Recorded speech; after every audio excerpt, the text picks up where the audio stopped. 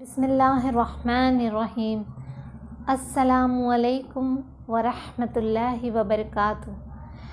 لوگوں کی باتوں سے غم نہ کھائیں۔ جب لوگ باتیں سنائیں، آپ کو تنگ کریں، دو ہی راستے ہیں آپ کے پاس، یا تو منہ توڑ کر جواب دے سکتے ہو، اور دوسرا حل یہ ہے کہ صبر کریں۔ صبر انسان کو نماز سے ملتا ہے۔ نماز آپ کو اسٹرینتھ دیتی ہے، نماز سے آپ کو طاقت ملتی ہے۔ لوگوں کی باتوں اور تکلیفوں سے بچ سکے تو انسان اپنے حال پر راضی ہوتا ہے۔ جو فیصلہ ہو اس پر راضی، تقدیر پر راضی ہو۔ اپنے حال پر راضی نہ ہوں گے، سکون نہ پا سکو گے۔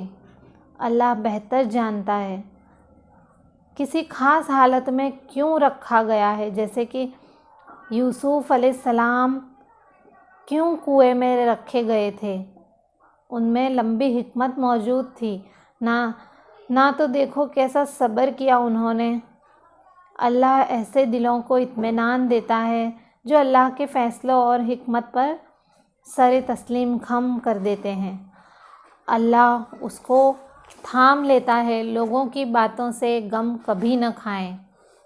فاصبر علی ما یقولون۔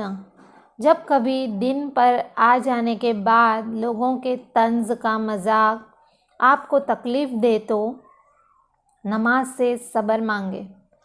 وَاسْتَعِینُوا بِالصَّبْرِ وَالصَّلَاةِ۔ یاد رکھیں، اگر نماز سے مدد چاہیے، اللہ کی رضا چاہیے، تو نمازوں کا خاص اہتمام کریں، ان کی حفاظت کریں۔ سمندر کی طرح گہری ہو جاؤ، اپنے اندر دکھوں کو جذب کرنا سیکھو۔ لوگ تمہاری طرف بھی کھینچتے چلے آئیں گے، تم سے باتیں کر کے سکون میں ڈوب جائیں گے، مگر پہلے سمندر بننا سیکھو۔ سمندر بننے کا ایک راز بتاؤں؟ صرف صبر کو اور استقامت کو اپنا ہتھیار بنا لو۔ غم ملے تو اللہ کے آگے رو۔ قدرت تمہیں مخلوق کے آگے رونے نہیں دے گی۔ سمندر جیسی وسعت، خاموشیاں، گہرائیاں پیدا کیجیے۔ دھوپ اور چھاؤں کا نام ہے زندگی، غم اور خوشی کا نام ہے زندگی۔ کبھی محبتوں کے بادل ہے تو کبھی اداسیوں کے سائے ہیں۔